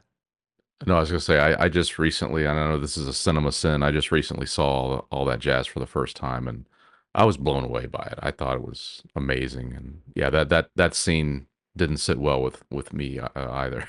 it was tough to get through. I one time had to film a two back-to-back spinal surgeries, Oh my good, back to and back too. That's a good joke. yeah, it was one of the most horrible jobs I've ever had. Just it took everything in my being to not pass out, and I was head to toe in scrubs and masks and everything. And, I love horror movies. I'll see gore and blood all day and have a good time, but seeing it for real, for some reason, just, it makes me want to pass out. Oh, same here. I can watch the bloodiest, goriest, most realistic kind of violence in the film. Cannot do that. I think because I don't know why, but I refuse. Except for, again, I glanced at things in seconds, but I went, I know what they're doing. They're making him a new face. I don't have to get into the nitty gritty. Um, It's yes, and because that's we also do not accept reality. no, exactly. No, we can't. We don't want to. Why should we bother? No. Why should we bother? It's interesting to think about the other people that work at the corporation because, again, the very facile business speak that you can then remove humanity from people with or dehumanize them in the way in which you discuss them. You discuss them as if they are a model of car that was presenting problems, a recall. That's basically what they're doing. They're doing a recall on a faulty product because they can't risk this thing getting out. Although one would think if he doesn't know where the location of the office is, people would just think he's a kook. But they don't want to risk it, and a very clever and conservative businessman would not. Um, the way that they talk about him to him, it changes ever so subtly because there's a you're going to be out of here soon, that kind of thing. But it's not that different, and it makes me think of how studios must run. Yeah, and there's that scene where right before he's put on the gurney with the old man coming back to talk to him, and he says, "Oh, I know what to do now. I know what I did wrong. I know what to do." And the old man says, "Well, that may have worked in the past, but Sonny, we have a board of directors now. Yeah, Meaning there is no going back. Like, you're faulty, and we're gonna push you out the door for a new model." sometimes there really aren't second chances, even if you've taken this thing, because it's a high stakes gamble, and they don't care. They got probably a life insurance policy on him. He might be worth more to them dead than alive. Oh yeah, yeah. I mean, he's one of those pieces of meat that he walked past now, and that early on, he's just gonna be recycled for parts. And his buddy Charlie seems to get his reprieve or his comeuppance once Rock is back. But it doesn't, I can't figure it out because I thought Charlie would have gotten released from the limbo when he recruited him. But Right. Yeah. yeah. And that's not super clear either. But he is crying, when he leaves. So he's either tears of happiness and joy or tears of, I'm about to be slaughtered. I mean, maybe it's like, maybe you have to keep getting people constantly or they do kill you, if you don't produce. And also maybe they're just lied to. Maybe they're told that's what they need to do and they're going to kill him anyway because Yeah. And they maybe need to. some of them are just better at it than the others, and that's why they stay there. That's the only reason they stay there, probably. Hmm. And when they said, "Well, who can you refer?" Again, they're not telling him. If you don't get someone for us, you're going to have a big problem. They kind of infer it, but once again, this man never had really any friends. So remember, take a lesson from this film: make friends. So if you're in a situation like this, you can tie them up in horrific bondage of corporate, maybe murderous activity, and then you might get a chance to stay in an office for a while, and then go off to an undetermined fate. That's right. And if you get bored at the office, just take a day trip to the beach, chill out, relax. Don't stress about it. Yeah, no, no, and go visit relatives, or maybe not. Um, Yeah. the stuff that they sell them with like your wife doesn't need you, your daughter doesn't need you. I mean, it's very cult like, as is the Malibu Colony, which also could be a comment on the Malibu Colony because I'm pretty sure. I mean, I don't know the book. I have a feeling Frankenheimer chose that locale. Yeah, I think so. I think he lived there maybe. I don't know if that was his house or anything, but I think that he did live there at that time. I It did might just actually have be a his house. thought. I'm sorry, I didn't mean to interrupt you. Go ahead. Yeah. Oh, no, no, I did have a thought about it going back to that party real quick. There's a scene, I don't know if you remember, but there's a scene where the one of the ladies at the party is talking to Rock Hudson and she goes, "Oh, did you hear we changed sex?"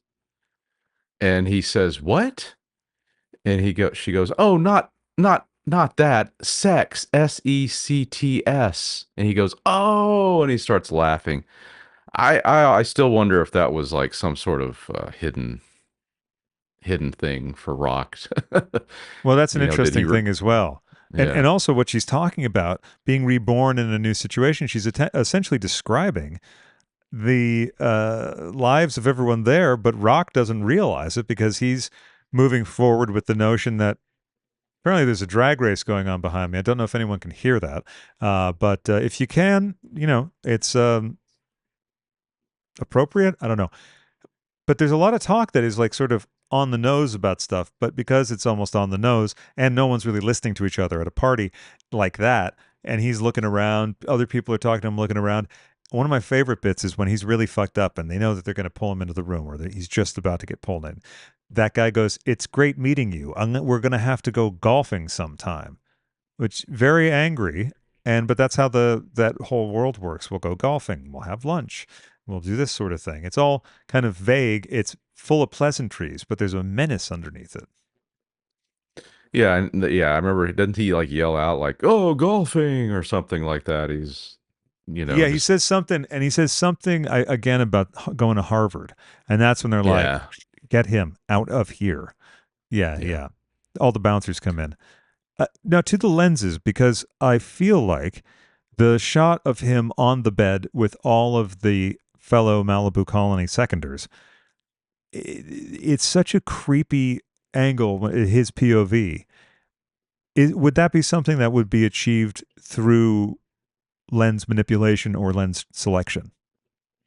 Yeah, if you go back to the Grand Central Station at the beginning, I think that's Grand Central Station. I think so. Um, yeah, Yeah, because that the guy's from Scarsdale, so he'd be that's going right. He goes into from New York to California. Um, but yeah, Frankenheimer and Jimmy Wang Howe, they really love these wide angle lenses, and they love to like just play with how they could put like two, even sometimes three actors in one frame and keep them all in focus, and then they could like slightly pull it a little bit, and people could actually just walk into a close up or walk out of one. hmm And the stuff on the bed is kind of similar to the Grand Central Station where, and there's even a clue in that party if you noticed, in well, I'll go back to the Grand Central Station. You notice the main actor that's following Mr. Wilson has a weird kind of almost like camera harness type of feel to his yeah, face. And then he puts that on Rock Hudson's back at the party when he gets drunk, which is kind of a clue that we're about to go back into the surreal here, that things are off kilter again. And so he uses that. I think they said it was a 9.5 millimeter lens that they used a lot, which is really wide. And very, probably like at a very shallow depth of field to get perfect focus on that. And that's what Frankenheimer did best. He was a master of glass, is how I like to call him. He knew how to use angles, and but he did it with respect to acting. He wanted actors to be able to do a long scene without having to cut, because he knew yeah. that would have more of a dramatic effect, and he figured out a way to do that, and he let the actors do the cutting for him by moving in and out of the frame. Yeah, which is highly unusual. I mean, and then there's the other side of the thing with Friedkin, how he told Robbie Mueller on the set of To Live and Die in L.A. a number of times, no, there's no marks. There's no marks. You shoot where you want to shoot, and if they're in frame, great. If they're not in the movie. It's up to them. They have to figure Yeah, it out. yeah. So it's interesting how a lot of those approaches, whether or not they're divergent or opposite to each other philosophically, that radically affects the movie, and it all plays into the performance as well. And with the party scene, Rock Hudson insisted on actually getting drunk during that scene, which is a strange choice, not very common. No, and I'm sure that I don't know if Rock Hudson was a drinker. I have no idea, but it's interesting that he would choose to do that. Um, it's almost like, and I don't know how if he was out to certain people at that point or if he was still hiding everything. But it's interesting that he would want to do that on a professional Yeah, level. Because he may like let something slip that yeah. they could go and immediately talk to the press about. Oh yeah, because there's so many different actors there. I think he was out to either trusted folks or it was one of those open secrets in the industry because they did for a while pair him up with fake girlfriends and so on, the way they did with Tab Hunter and Anthony Perkins. So that Yeah. was a What classic isn't there a activity. term for that? Like a velvet Um, marriage or something? yes, yes, I think so. What? Yes, I think it's Velvet Marriage. Okay. A lot of times, yes, it would be lesbians paired up That's with gay right. guys, That's right. That's right. as Spencer Tracy and Katherine Hepburn. Although I'm not sure if they were bisexual, but that's what has been said about those two. Yeah. Um, Speaking of pre-roll tape, there's a great clip of Hepburn on the Dick Cavett show being very, very, very tetchy before they roll camera, Oh, including a really? hair person coming to fix her hair who said, so I just need to, and she goes, don't tell me what's wrong with it, just fix it. To which Dick Cavett can't hold in the laughter anymore because obviously he's not the focus of her ire. She even complains about the carpet. In Oh terms my of gosh. the think we'll go back to the themes of the film and everything, but the ups and downs of Frankenheimer's life, they started post this era. Yes, Um, what do you mean? in What do you mean they start? regards to his descent into hardcore alcoholism and Oh, being unreliable or considered unreliable because I probably maybe his pictures didn't do as well. yeah, I don't think he got really unreliable until I think he got clean right before 52 pickup. So I think he was starting to, I'm sure he was always probably a drinker, but I don't think he got really bad until probably the early 80s, mid 80s, somewhere in there. I remember reading that basically prophecy. I'm looking at the list now. The challenge. Wait, is the challenge the Richard Dreyfuss movie? No, the challenge is with Scott Glenn, where he's like trained as a samurai. It's a ridiculous movie, but I it's just definitely during John's dark period for sure. and then the Holcroft Convention is a thriller based on a Ludlum novel starring Michael Caine. I got to see that. I mean, anything that looks like a pop boiler programmer with guys like that in it, I got to see. Yeah. Oh, and I need to see Dead Bang. I can't believe I haven't seen that because I love Don Johnson movies. And I think this is the film where there's an extended foot chase scene where when Johnson apprehends the guy, he's so out of breath and worn out, he vomits on him. Yeah, I kind of remember that. I liked Dead Bang. I thought Dead Bang was pretty good. It looks like it's in the comfy spot of late 80s, White Sands, Tequila Sunrise. This looks like a real good movie, though. Those are just like real fun, bad movies. Yeah, Dead Bang is in that category too of 80s white supremacy movies like Cobra. Dead Bang's definitely in that genre of we're fighting the this giant Nazi army that's coming to take over America type thing. The Enemy Within, that sort of thing. Yes, yeah, yeah. And then there's The Fourth War, which again has Roy Scheider in it. And I've Yeah. heard it mentioned on Video Archives, and I skipped the discussion, though, because I went, oh, whoa, this sounds amazing. I got to see this. I haven't yet, though. Have you seen it? Yeah, it's a really good film, and again, it fits into the. You could throw that in with Seconds and 52 Pickup, where it is about a middle-aged man who is dissatisfied with his life and is trying to Yeah. figure out a way to be relevant. You know, and that's what the Fourth War is about. Uh, are you willing to start a world war based on your own ego? Oh, that sounds oddly pertinent right now. Yeah, yeah, What is your take on Year of the Gun? Because I'm fascinated by two things about it. He chose Andrew McCarthy for a thriller, and he walked into Andrew McCarthy's trailer at lunchtime, and McCarthy was at the nadir of his drinking, and wouldn't clean up for a few more years, but he was chugging a bottle of Smirnoff at lunch, and Frankenheimer tore into him. He was like, "You can't do this." Do you know what happens? And he shared his life was stories that with that him. was on the wasn't that on the Bret Easton Ellis? No, he was still uh, he was now introducing cocaine into the mix, and he said that Oh, because the pool was so cold, he almost had some kind of heart attack type thing or heart something because he was so winded and on a bunch of coke. Robert Downey Jr. really started his descent into hell on the set of Less Than Zero.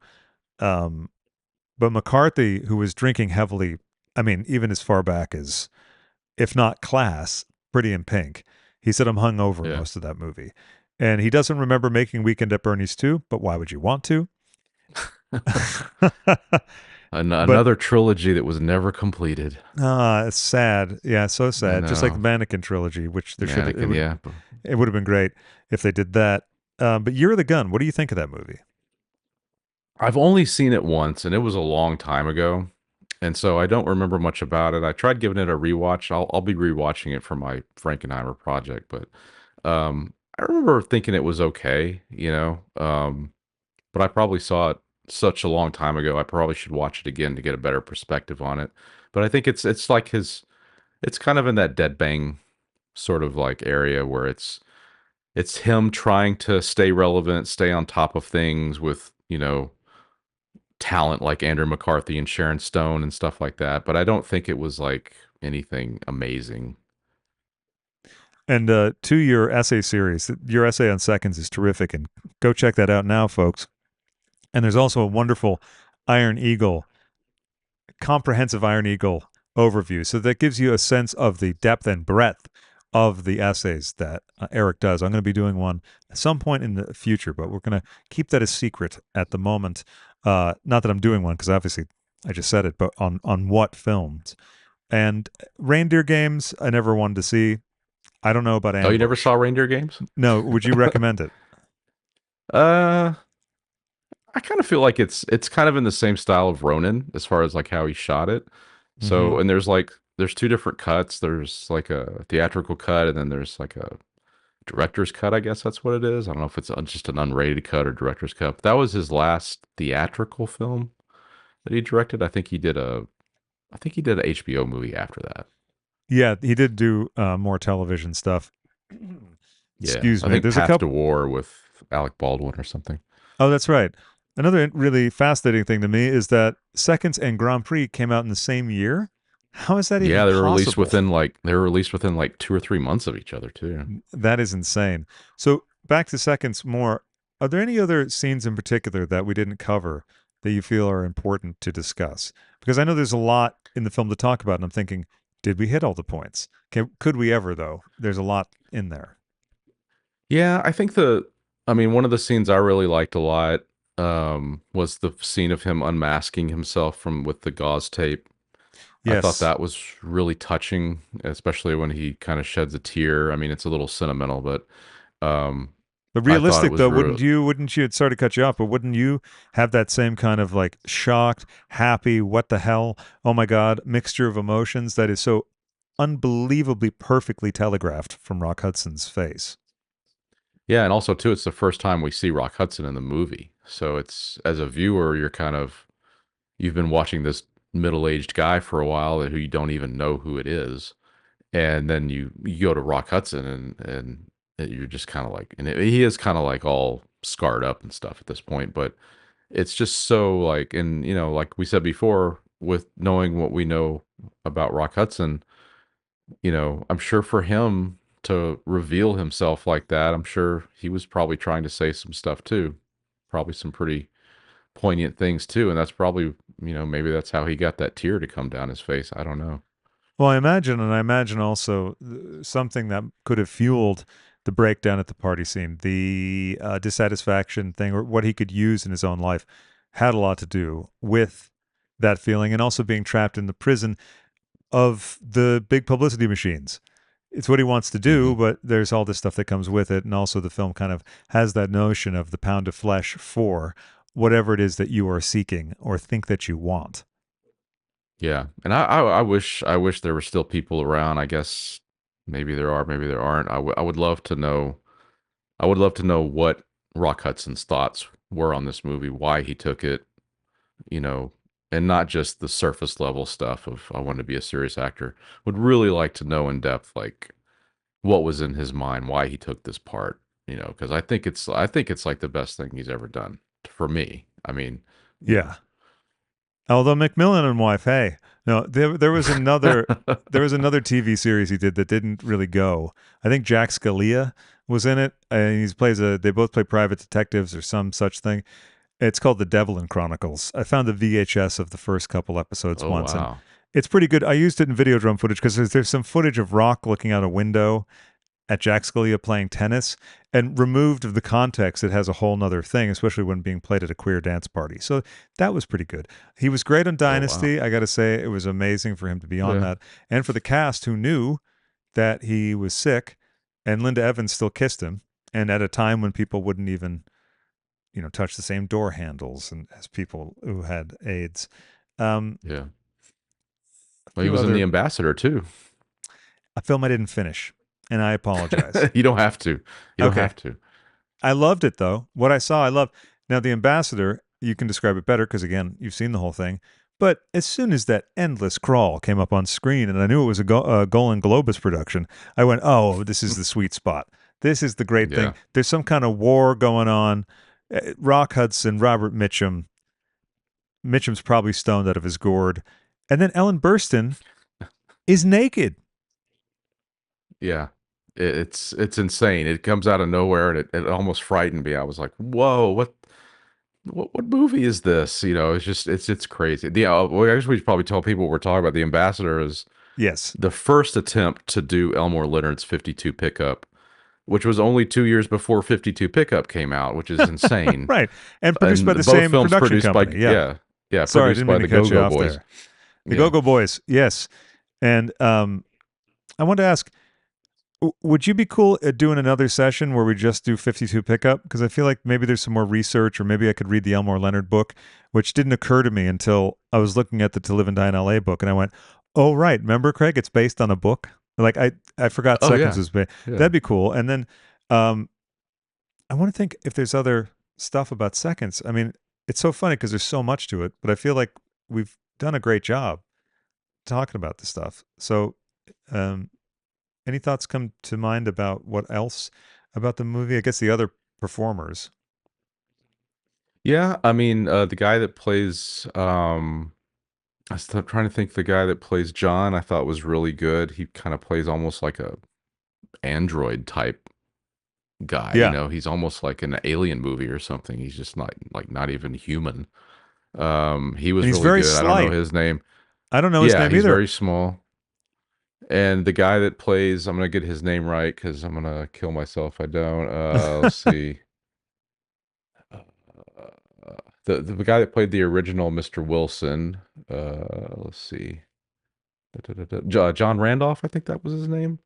Yes, Um, I just happened to look it up at the yes, same time. Yeah. he plays the pre Rock Hudson. Rock Hudson.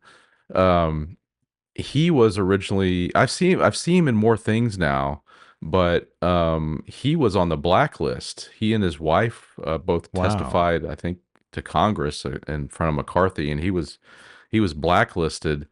And once I found that out and watched the film again, his performance had a whole new depth that I'd never realized, because Frankenheimer specifically wanted him to do it because this was his first movie after he came out of the blacklist.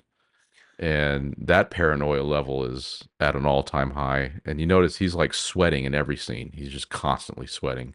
Constantly sweating. Constantly sweating. And you know what? He was being followed before. So Yes. sometimes the paranoia is justified. The blacklist, did that affect Frankenheimer directly in any way? Do you know? I don't know. I don't know for sure. I'm not really sure. I'm sure I'll figure that out eventually once I get through all these books. But yeah, I'm not really sure if it did. I know he had that connection with the Kennedys, and they Right. were they were close. But yeah, I don't know about the blacklist stuff. Maybe the Kennedy Association would have spared him that sort of thing, some kind of like legacy thing. And also perhaps he never evidenced any kind of um I guess the blacklist though was before, wasn't it? It was the 50s. Yeah, he would have been doing TV, I guess, at that point, kind of slowly transitioning into film. I'm glad I could confuse those two eras totally as distinct they are as they are. There's a great film about that era. You probably know it, Guilty by Suspicion, the one film that Hmm. Irwin Winkler directed. He may have written it too, I'm not sure. Irwin Winkler, legendary producer of so many Scorsese films and many others. It's a fantastic movie, and I believe Scorsese acts in the film as well. I think. I believe so. It's been a long time since I've seen that. The only thing I really remember about that movie was Robert De Niro's hair really bothered me the whole time. Yeah, very curly, very Yes. wavy. My friend Steve always had an issue with Casino because he said he's a Jewish man, and he said, "Okay, here's the problem. They should have had a Jewish actor play the Jewish character." And I said, "Yeah, but who else could play this besides Robert De Niro? I mean, Yeah. Yeah. who? Um, I can't even think of a name. The score, the score is Oh yeah. wild. What do you think about the Yeah. score? I saw the score at the theater when it came out. I kind of remember Brando in it a little bit. That was Edward Norton too, right? It was, and what's hilarious is I should have said Yeah. my intention, but this is also a great topic, the score, because there's something else about Brando in there. The Jerry Goldsmith score of this, but we'll get to that in a second, Oh yeah, yeah, yeah. because more classic Brando being a complete asshole. This has been, I don't know if this has been verified or corroborated. I think it has. The director of the score, Frank Oz, was met with some resistance from Marlon Brando, who was getting a obscene amount of money per day, as he did on every film after The Godfather. He said, first off, he said he didn't want to be shot below a certain angle, like a chest above his belly. And then to ensure that wouldn't happen, he would show up on set without pants, and I think that includes no underwear. So they would have no choice but to film him from the gut upwards. I can't imagine what it must be like to just have been Marlon Brando during that period. Just what is my thought process as I wake up in the morning? Ice bucket on my head, no pants, going to work. Let's just do that. Let's just do it. Let's Whatever. just do that. And also he would have his Yeah. housekeeper, or his housekeeper decided to padlock his fridges, but Marlon Brando knew how to pick locks. So, he really wasn't doing himself any favor. I guess you could say that because he's a couple different people inside. He was good friends with Barbara Streisand, interestingly enough. Listen Oh to her wow. audiobook is one of the best things I've ever encountered. So the score by Jerry Goldsmith, I mean, he's done so many phenomenal scores, of which I can't think of others right now. It was nominated for the Palme d'Or in Cannes, but did not win. I don't know if the booing had anything to do with it. Do you know of any other movies offhand that have been booed at Cannes? I know The Brown Bunny was booed at Cannes, and probably for justifiable reasons. Um, I think Wild at Heart was booed. That's right. Um, Maybe even Twin Peaks Firewall. A lot of Lynch has been booed. It can. Hilarious. Hilarious. You'd Yeah. think that it would go over okay, at least there. I got to Yeah. see Wild at Heart finally at the New Beverly. I mean, finally in the theaters at New Beverly.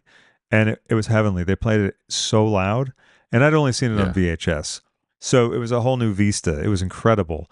Um, and to what you said about all that jazz, I'm thankful that you only saw it now because you got to see it probably in 4K.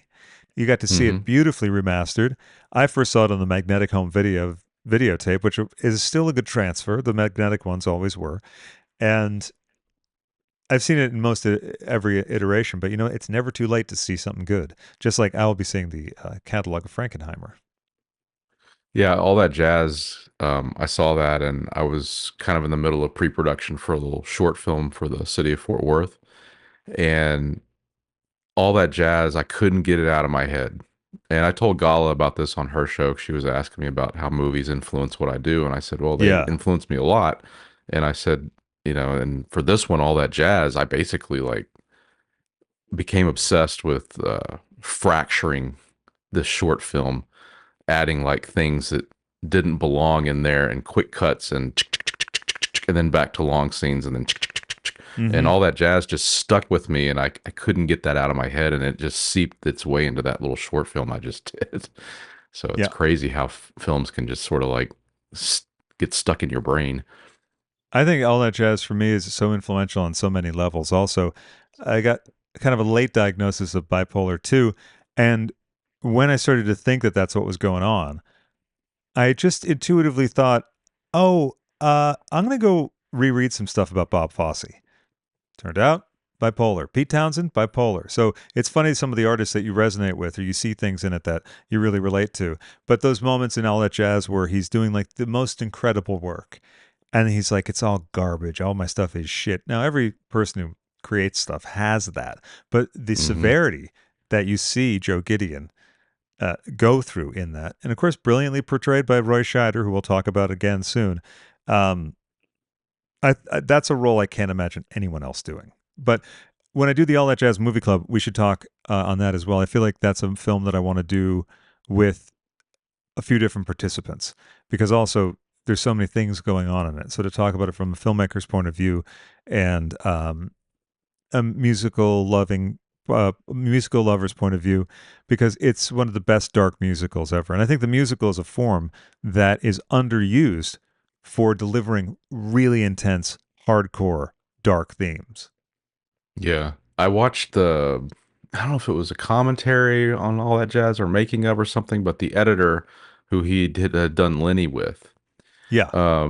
said that they developed this fractured type of editing in Lenny by mistake, and he really liked it. And so when they went to All That Jazz, they started doing it on purpose Yeah. and amped it up even more. But on Lenny, it was they had to do it because they had to do it because they didn't shoot things properly. And the way they used it in Lenny is incredible. It's so Oh wonderful. yeah. And the documentary style interviews, even seeing the Wallensack tape recorder or whatever brand it is, or the Nagra rolling, and which is telling you also this is a film, even though we're watching a documentary section.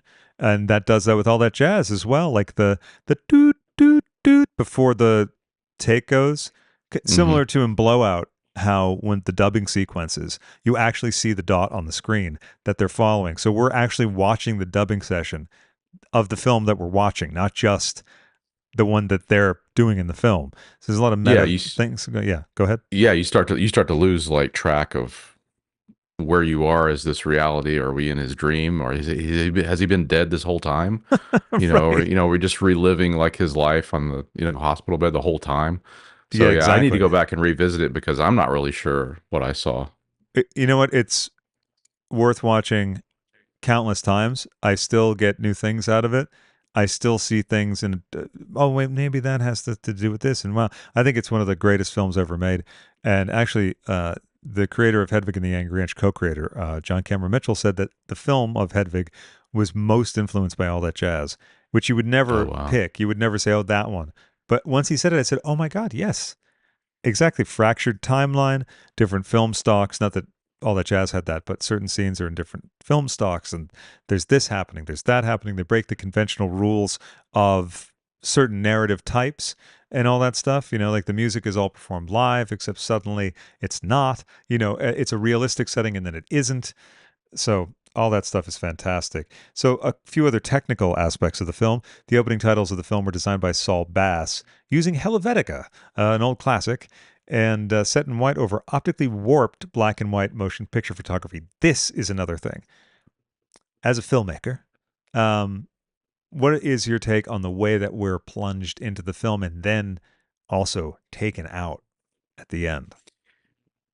Yeah, there's some backstory there that should probably be cleared up. Like the opening, we'll go into that first, but the opening with the warped images really sets the mood of body parts being warped and morphed and basically just using mirrors, I guess, and bending them and Yeah. whatnot. And it's classic Saul Bass. It's almost like you're watching a horror version of James Bond or something. Yes. Yeah. It's, Yeah. uh, and then the score on top of that by Jerry Goldsmith. He actually like is playing an organ grinder, which is awesome. That keys into the key point of the film that people are being reharvested for organs, and so Jerry Goldsmith had the genius ideas to do the score with him. Very low key, at least not at the beginning, but the rest of the movies you can hear it's like that organ grinder is really cool. And then at the end, I don't want to give away anything at the end, but there's an image at the end that goes back to a deleted scene with Leonard Nimoy that Oh, they was cut Leonard out of the Nimoy? film. Wow. Hmm. And there was a scene where Mr. Wilson went to visit after he visited his wife as the new Mr. Wilson. He visited his daughter, and her husband was played by Leonard Nimoy, and they had a baby, so he had a grandbaby. So that last image that you see in the movie is supposed to be, I guess, the grandbaby. I'm not totally for sure, but I think that's what that's supposed to allude to of the life that he has lost. I think so. And it's such a beautiful image, even when you don't know what exactly it is, because it just it's going away. All of it's going away. That could be a memory of him and his daughter. You don't know what it is, and it's just Yeah. going out. Anyone who's seen Looking for Mr. Goodbar, there's a similar effect in a way different way, which I would not want to spoil, and or even tell you in what point of the film it occurs. Movie club on that coming sometime in the year. Gala is going to do it with me, and I am thrilled because you can only really talk about that movie with a woman. You know what I mean? That's a movie that's legendarily misunderstood as misogynistic, but that's for another time. I could do a whole series on those films, movies that make me furious when people are like, "It's really insensitive to." I'm like, "Did you understand the movie? Do you understand films?" Yeah. Um, that's a whole side sequence, but the Yeah. censorship. Shout out to Gala too. Yes, massive shout out to Gala. Thank you for introducing Eric and myself. And also, thanks for just being a wonderful person who is full of sunshine, determined sunshine as well. Gala is the best. She really is the best. And there was some stuff cut from the theatrical release in the grape stomping sequence. Paramount apparently ordered 7 minutes of the film to be cut to fit release for its release in the United States. And there was a lot of full frontal nudity in the grape scene. I don't remember noticing that. It may be there, but I was so just appalled by the dirty feet and the dirty grapes and the dirty fucking hippies. No, they weren't. I was Yeah, like, I don't yeah, remember. I just remember boobs, which are not shocking, but putting yourself in the mindset at that time, it still seems shocking to me when I look at it because I'm looking at it through that lens. But yeah, I don't remember I don't remember any male nudity for sure. I don't definitely don't remember any waist down nudity, but there were yeah. some butts There for were some butts. sure. I would have been shocked if there had been any lower level frontal nudity of any kind. I think also it kind of would have taken away from the overall mise en Yeah. scène because when he's pulled in there, it's horrifying. But the other thing about it was, yeah, it kind of bombed. It bombed, and it was kind of forgotten about. The main thing I wanted to get your thoughts on it now is the choice to use black and white because at this time, color pictures that was the way it went. Uh, as you're a very knowledgeable person about black and white, you're a big proponent of black and white, even to the point of saying ludicrous things. No, controversial things. I'm kidding. Yes. Making very Oh, interesting. I get a lot of hate on that. So sometimes. People get mad about that. Yes. Oh yeah. Yeah. I get a lot of hate comments on YouTube about um, altering color movies to black and white. And I try to just tell them this is just a theory. You don't have to do it. Yeah, yeah. I'm not forcing you to go to the Yeah. tint. You do what you like. This is my thought on my channel Right. about what I think. People are Right. wild. And the fun thing is, those people don't make anything of their own. So No. that is an interesting series of a part of your essay series, which those not familiar yet will become familiar because why wouldn't you? Especially after hearing the wonderful things the man has had to say on this episode. There is an essay on Psycho 2 and how it works better in black and white. And when you put it in a black and white, it actually seems of a piece with the first one in terms of angles, in terms of composition. I think it's very interesting. And I had just seen Psycho 2 for the first time not that long ago, loved it. And then when you drain the color out, I thought, oh, wow. Yeah, not just the stairway sequence, not just certain things. But Richard Franklin really paid homage to Yeah. Hitchcock in a way that I don't think he got bashed for, unlike poor Brian De Palma. Yeah. Well, you did your movie club on Psycho 3, which I'm a big fan of as well. And Mm. I did mention that too, that you could do Psycho 3 and 4 in black and white, but 3 I think 3 is more of a color movie because I think Perkins as the director was going more for like a giallo argento color palette.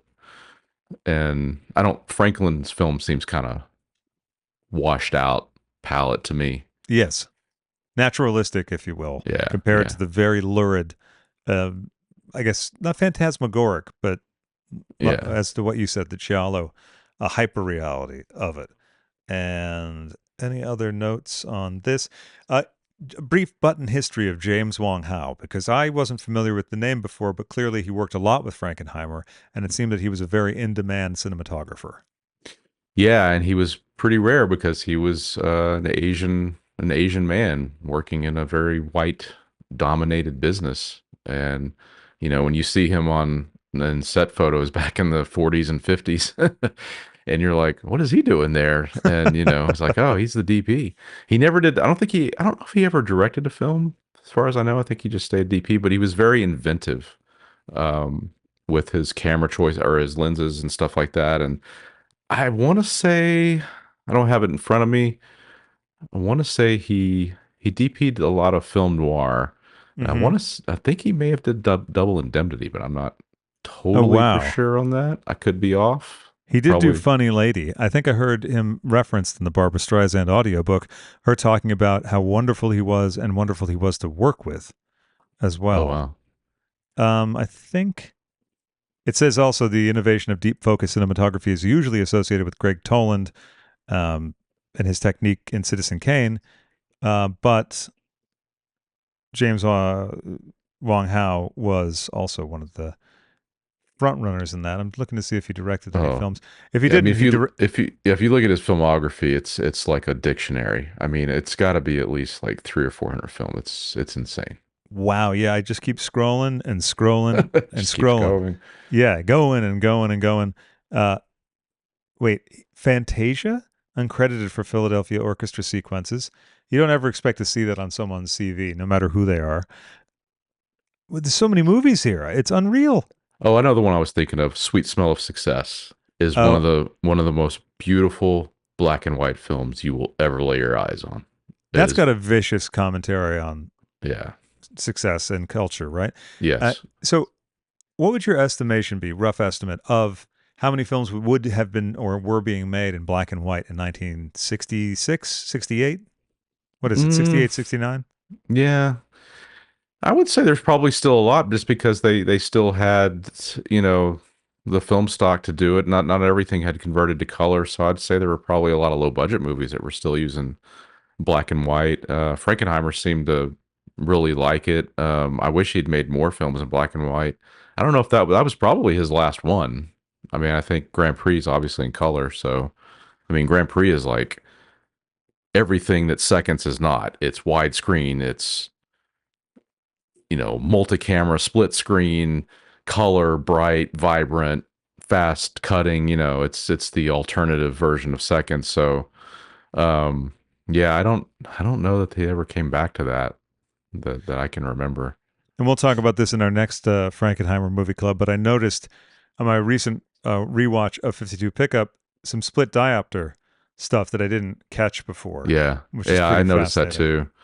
Yeah, I brought that up too in my 52 pickup thing that I kind of compared to Palma and Frankenheimer. How I want to say Frankenheimer was better at hiding it than De Palma was. I mean, De Palma pretty much straight up, has a style, and so he's gonna go there. You know that, but Yeah. Frankenheimer was better at like hiding it. I think. And I think with De Palma, it's kind of out there so much and used so much. Sometimes you're going, okay, where did he hide it? Oh, Yeah, that's where you he hid you it. almost Yeah. expect it. Yeah. Yeah.